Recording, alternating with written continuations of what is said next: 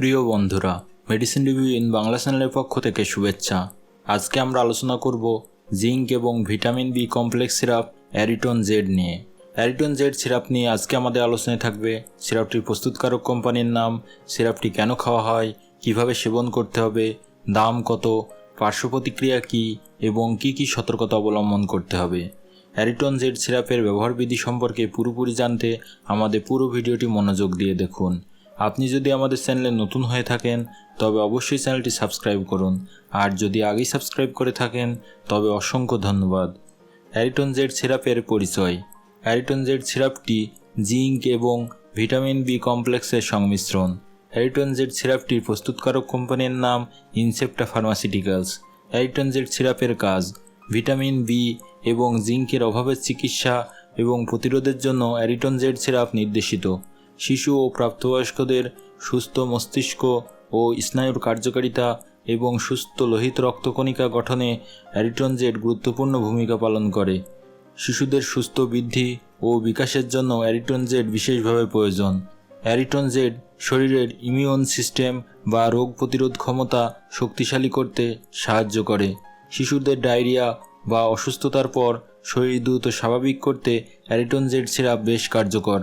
অ্যারিটন Z syrup খাবারের অরুচি বা ক্ষুধামন্দা দূর করে এবং শরীরের ক্লান্তি কমিয়ে শক্তি যোগাতে সাহায্য করে। চর্মরোগ প্রতিরোধ এবং চুল পড়া রোধে অ্যারিটন জেড সিরাপ ভূমিকা রাখতে পারে। এছাড়াও মুখের ঘা, স্মৃতিশক্তি বৃদ্ধি এবং মেটাবলিজম বা বিপাক প্রক্রিয়া সঠিক রাখতে অ্যারিটন জেড সিরাপ ব্যবহৃত হয়। অ্যারিটন জেড সিরাপটি খাওয়ার নিয়ম: প্রাপ্তবয়স্কদের ক্ষেত্রে 10 মিলি করে অর্থাৎ 2 চা চামচ করে দৈনিক 2 থেকে 3 বার, শিশুদের ক্ষেত্রে 10 মিলি করে অর্থাৎ 2 চা চামচ করে দৈনিক 1 থেকে 2 বার, নবজাতকের জন্য 5 মিলি করে অর্থাৎ 1 চা চামচ করে দৈনিক 1 বার থেকে 2 বার অথবা চিকিৎসকের পরামর্শ অনুযায়ী খাওয়াতে হবে। পার্শ্ব প্রতিক্রিয়া এবং সতর্কতা: অ্যারিটন জেড সাধারণত শরীরে ভালোভাবে সহনীয়, তবে বমি বমি ভাব, বমি, ডায়রিয়া, পেট খারাপের মতো কিছু পার্শ্ব প্রতিক্রিয়া দেখা দিতে পারে। মাত্রাধিক্যের লক্ষণগুলোর মধ্যে থাকতে পারে তীব্র বমি বমি ভাব, বমি, মাথা ঘোরা, খিঁচুনি প্রভৃতি। তীব্র কিডনি বিকলতার ক্ষেত্রে জিঙ্ক শরীরে জমা হতে পারে, তাই ডাক্তারের পরামর্শ অনুযায়ী এর মাত্রা সমন্বয় করা প্রয়োজন। গর্ভাবস্থায় ও স্তন্যদানকালে অ্যারিটন জেড ব্যবহার করা যেতে পারে। অ্যারিটন জেড সিরাপটি শুষ্ক স্থানে ও আলো থেকে দূরে সংরক্ষণ করুন, শিশুদের নাগালের বাইরে রাখুন। অন্যান্য কোম্পানির এই ওষুধটি অন্যান্য অনেক কোম্পানি বাজারজাত করে আসছে, যেমন স্কয়ার ফার্মাসিউটিক্যালস বিকোজিন নামে, এসকেপ ফার্মাসিউটিক্যাল জিঙ্কবি নামে, একমি ল্যাবরেটরিজ জেডপ্লেক্স নামে বাজারজাত করে আসছে।